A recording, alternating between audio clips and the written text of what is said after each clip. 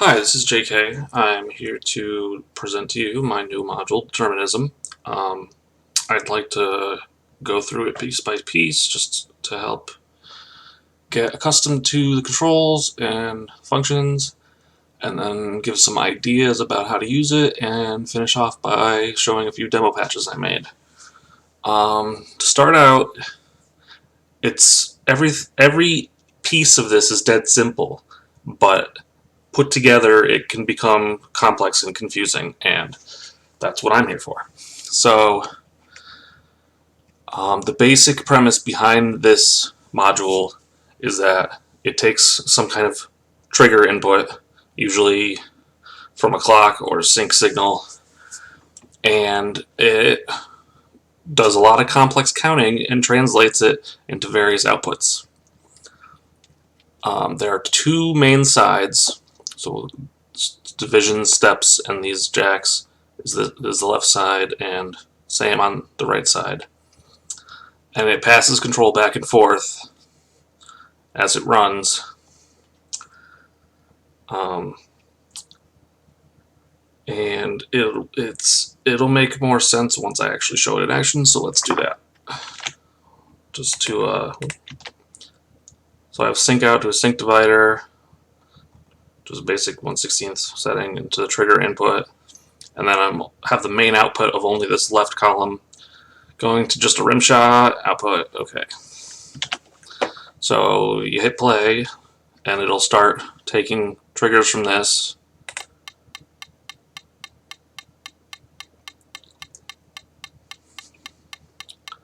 So you see each time it hits one of these, it outputs here.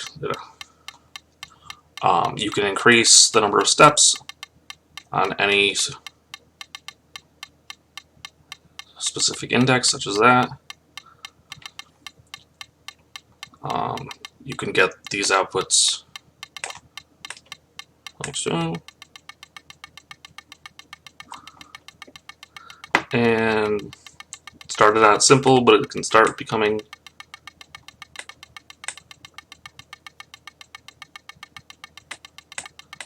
more complex. You can change the length.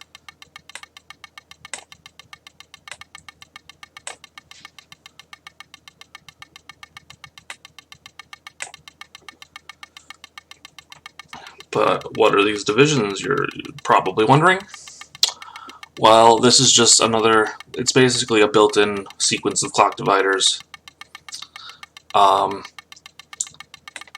you can turn this up and it will, see, it slows it down to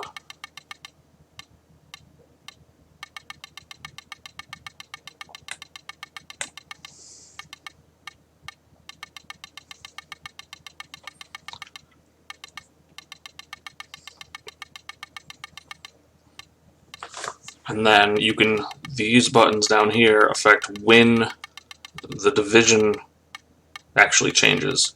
Normally it changes on index change of the step sequencer. So every time this increments, that increments, as you can see. You can change it to loop, meaning it'll only increment itself every time this restarts. See? Here we go. Or you can change it to step, which means every single step it will change the division. Meaning, for something like this, for 4, it will go through 4 of these, rather than staying on the whole thing when we were under index.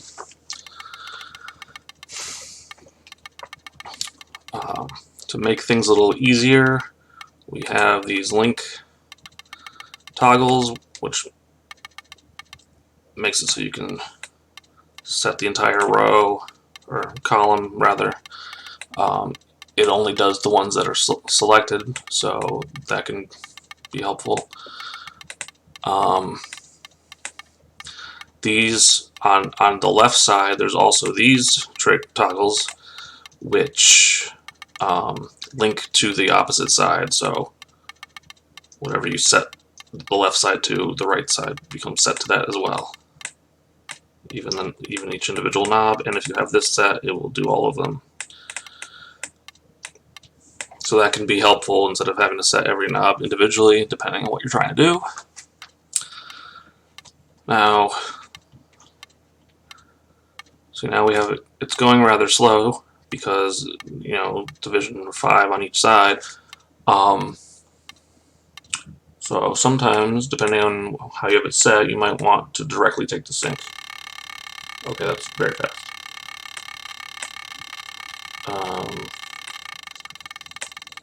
So there, we'll set them all to 9. Now, you can also get individual index or individual step rows. Like it will only, if you output from this, you'll only get these 3 triggers.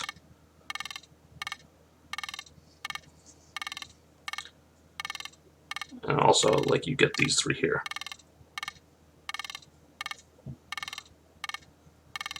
And if you have links that don't divide evenly, you'll have like a cycling sequence that takes longer before it repeats. You can do weird stuff. I don't know.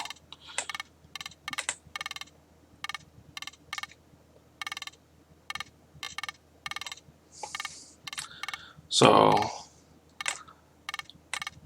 and it's difficult for me to explain, perhaps, but I hope that makes some kind of sense. There's a little bit of extra stuff. First of all, the obvious thing, play and stop. You know, stop just stops this from processing. You can, you know, it has trigger inputs as well. It has a restart section where you can, you know, there's a trigger input for global restart, or you can just click that and everything starts back at 0. Position, like counting wise, position wise. But you can also individually trigger each individual sequence to restart itself, whether it be on the left division or step or on the right division or step. Also, you can you can sample events. These will also send a trigger out depending on certain timings. Cycle start will only send an output when everything is starting on 0. So in some cases it could be a very long time before another trigger comes out of that, and in some cases it'll come out fast. See if we... Here.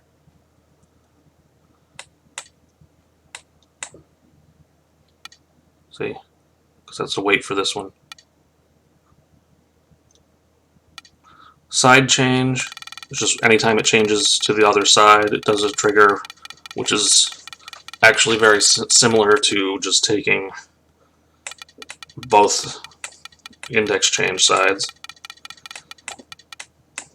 And sequence start is just any individual, when you could sample each individual sequence, and when it starts, it sends it a trigger.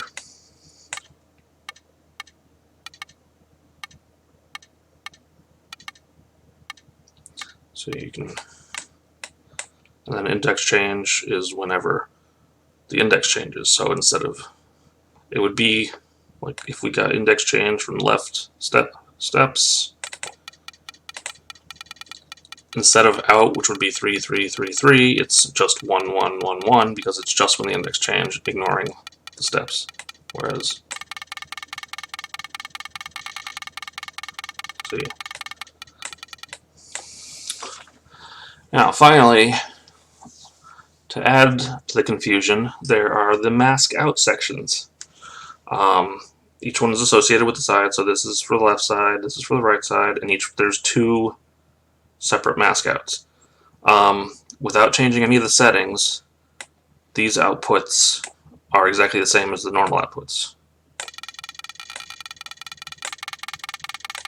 Okay. Actually, for this, we're gonna kind of reset things. And we'll put this back like this. Alright.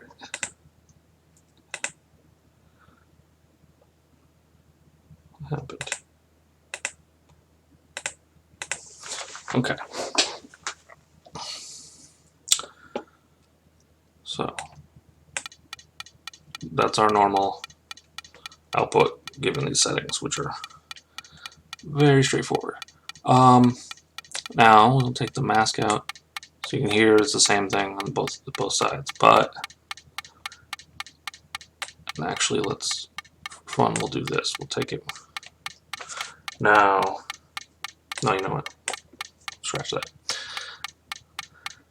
There are 3 different shapes for masking, which basically what is meant by masking. It filters the final output, allowing on triggers to be on and shutting off other triggers. Does that make sense? I don't know. Basically, it's a sequence of ons and offs for the output triggers. The first one, you get 1 on and then the number minus 1 off. So the number would be this, the length. So say we have 5. Actually, let's 1, 2, 3, 4, 5. All right, we'll slow it down. 1, 2, 3, 4, 5. 2, 3, 4, 5. See, you can shorten it so you can get kind of like polyrhythmic kind of things from that.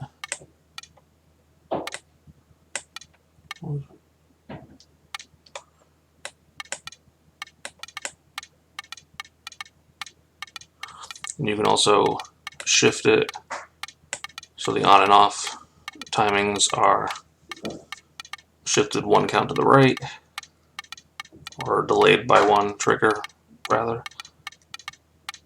You can also set when the count for the length is reset, either never, only on global reset, meaning this is triggered, on cycle start, you know, when they're all 0, or when the step sequence starts, when, you know, the individual step sequence this is attached to restarts. And each one has the same settings. So yeah, single is basically just like a clock division. It's 1, and then the rest of the count is off. It turns off any triggers. The next one is kind of the opposite of that. It lets all the triggers through except the last one, basically. So see, right now it's set to 3. 1, 2, 3. That's 1, 2, and then the space. You can hear that.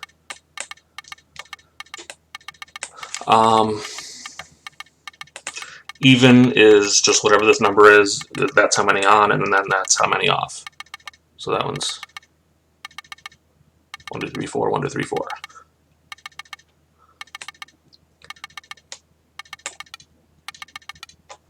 So, and just to show the shift, we could have both of these set to even. Make sure they're both never. Yeah, both never. And then shift this one 4.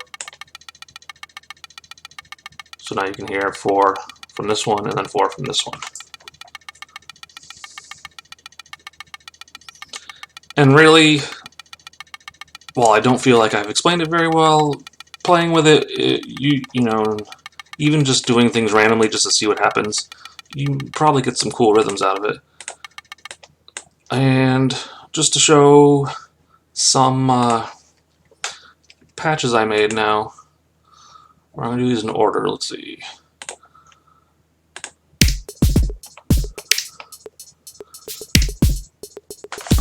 So yeah, you know, we're getting the sync divider here, also dividing it through a clock divider just to get a regular hat, just to keep things more regular. And then various outputs are controlling the drum triggers.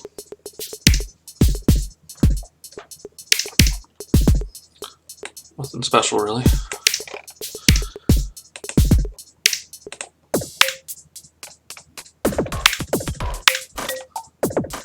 A little bit weirder, but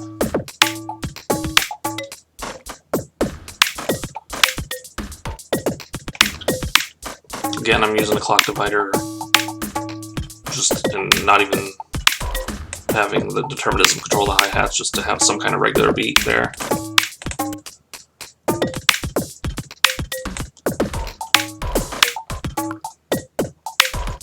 Of course, you know, you'll have to look through my awful every cable is white thing, but whatever.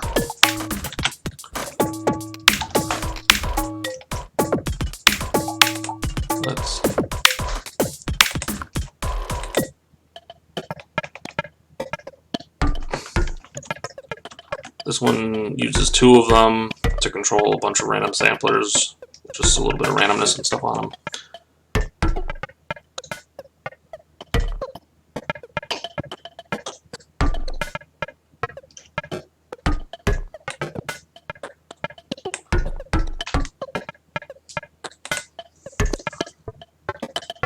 Then we'll skip back to these. There's this one is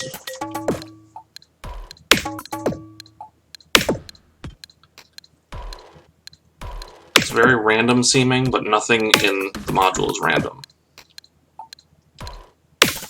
Thus the name, I guess.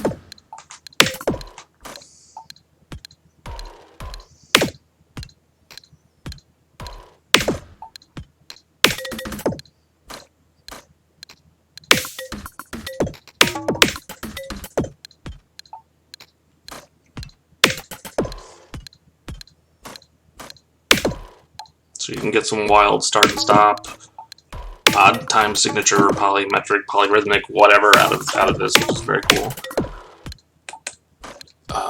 There's 2 more beats that I have.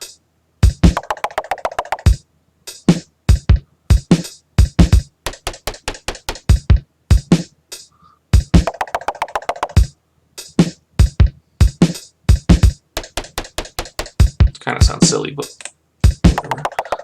This one.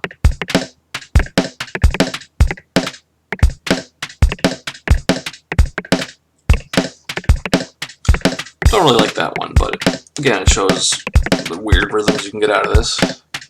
Finally, so you can see it's not all drums. I put together a basic synth thing.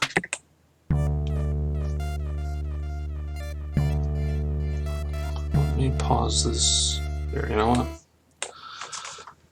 Just to explain super quick, because it's hard to see what's going on. Octagon is just the note source. It's just the notes, the first 5 notes of the D minor scale. A couple of them are here twice, and it's in CV control mode where I'm using like sample and hold to randomly select one of these notes. So basically, I'm just randomly selecting a note. This is just for the envelopes for the 3 oscillators. The reason this whole patch sounds good is basically because of the volt oscillators, because they are super delicious. I have a sync divider. Yeah, that doesn't help. You know, setting the clock to the determinism. Since it's only sending a brief trigger, you need the trigger to gate converters to send gate messages to the envelope generator, which, you know, is typical oscillator envelope kind of thing. And throw on some delay just to make it sound nice. And you have this droney ambient kind of thing where there's the one instrument controlled by these, another instrument plays on these, and then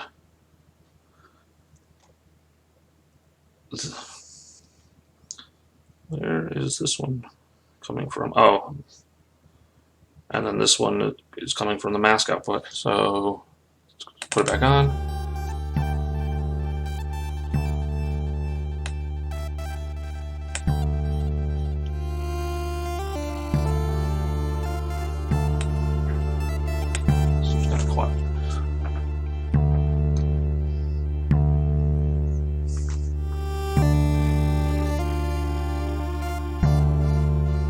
See, these are the echoey, blippy kind of sound, and these are the more slower kind of sound, and this is where the bass sound is coming from, over here.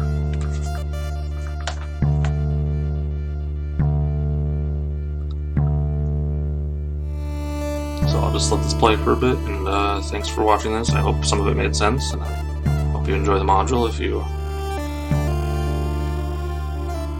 have a chance to try it out. And I'll be back with more stuff soon. Take care.